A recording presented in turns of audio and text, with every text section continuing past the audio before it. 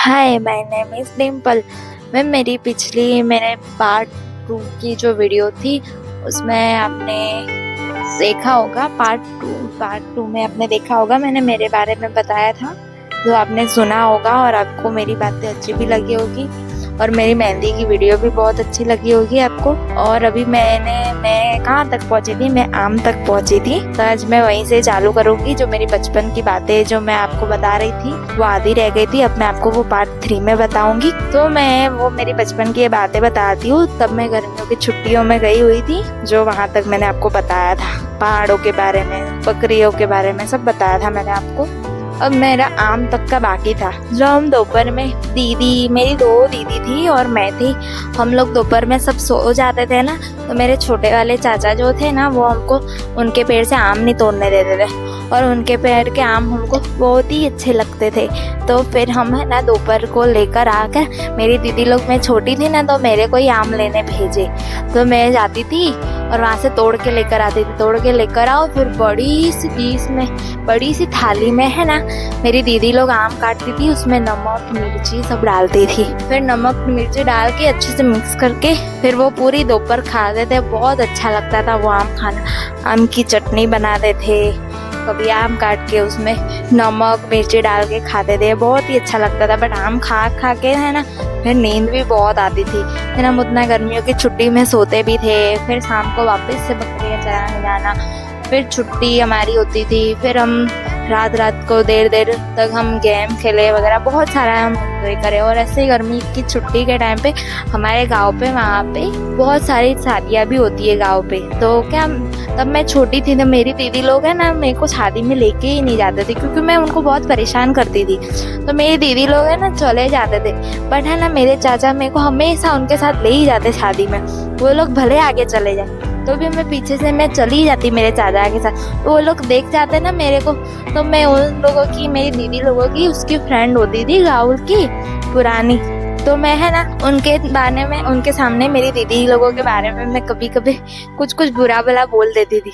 तो उन लोगों को अच्छा नहीं लगता था कि ये आती ही क्यों होगी ऐसे करके। तो भी मुझे उन लोगों के साथ जाना ही होता है, तो भी मैं उनका पीछा करते करते मैं चली जाती हूँ कैसे भी करके। फिर दीदी लोग कहते कि इसको छोड़ के आए ना, तो भी पता नहीं ये कहाँ से आ जाती है, और मैं हमेशा चली जाती वहाँ पे शादी में।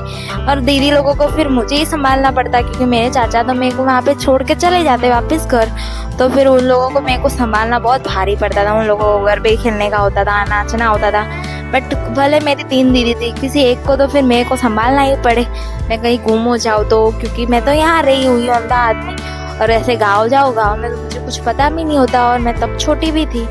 तो इसलिए फिर मेरी दीदी लोग मुझसे बहुत परेशान हो जाते थे काफ़ी बार। तो है ना, तब मैं छोटी थी ना, तो मेरी दीदी लोग उस टाइम पे स्कूल में पढ़ाई करती थी।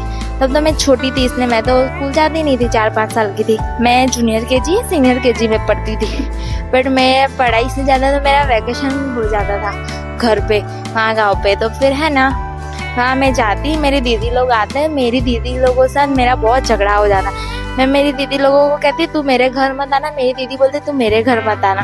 तो पहले उनका घर आता है, फिर हमारा घर आता है, फिर मेरे दादा का घर आता है। तो वो लोग दादा के घर जाते थे, तो मैं, मेरा घर बीच में आता था। मैं इन लोगों को जाने ही ना दूँ कि मेरे दादा का घर ऐसे करके, तुम लोग मेरे घर के सामने से क्यों निकले ऐसे करके, मैं इनको ऐसे डांटूँ। तो मैंने उनको धक्का दिया ऐसे, हाँ, पत्थर से।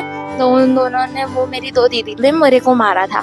तो फिर मैं रोने लग गई। तो बड़ी मम्मी ने दीदी को डांटा कि वो तो छोटी है, ऐसे करके तुम लोग क्यों उसके साथ उसको परेशान कर रहे हो, रहने दो ना ऐसे करके। मेरी दीदी को मेरी बड़ी मम्मी ने बहुत डांटा। मेरी दीदी लोग मेरी वजह से डांट भी खाए, फिर मेरे को मारे, फिर मेरे को भगाए, कितना कुछ करे। और मैं छत में जब सोने जाती थी ना उनके साथ, तो वो लोग मेरे को सुलाते भी नहीं थे। वो लोग है ना मेरे को बोलते थे तू सोने आएगी ना, तो तुझे ऊपर से फेंक देंगे हम। तो फिर है ना, फिर उनके बिस्तर में मेरे को सोने भी नहीं देते थे। मैं तो इतनी छोटी और इतने भारी मैं मेरे बिस्तर घर से उठा के लाई, तकिए, फिर ओढ़ने के लिए चादर, बिछाने के लिए बिस्तर सब। फिर मेरी मम्मी से मांग के लेकर आई, खींचते जमीन पे घिसटते आधा बिस्तर तो मेरा खराब हो गया होगा, और लेकर आई, फिर ऊपर बिछा के वहाँ मैं साइड में सो गई। भले तुम लोग ना सुलाओ। तो फिर वो लोग तो मेरे को ऐसा ही कहते थे कि तू सो जाएगी तो हम है ना फेंक देंगे तेरा बिस्तर ऐसे करके, और तुझे भी फेंक देंगे। ऐसा बहुत सारी कहानियां हैं जो मैं आपको पार्ट 4 में बताऊंगी। अभी के लिए इतना ही सही। और आप लोग मेरी चैनल को सब्सक्राइब करो प्लीज़। और वो मेरे को वीडियो बनाने में बहुत मेहनत लगती है। भले आपको मेरी वीडियो 5 to 7 मिनट की लगती है, बट वो मेरी मेहंदी की वीडियो में इतनी आधे घंटे की पूरी मेहनत लग जाती है। इसलिए प्लीज़ आप जितना हो सके मेरी चैनल को सब्सक्राइब करो, वीडियो को लाइक करो और बहुत सारा सपोर्ट करो। Thank you.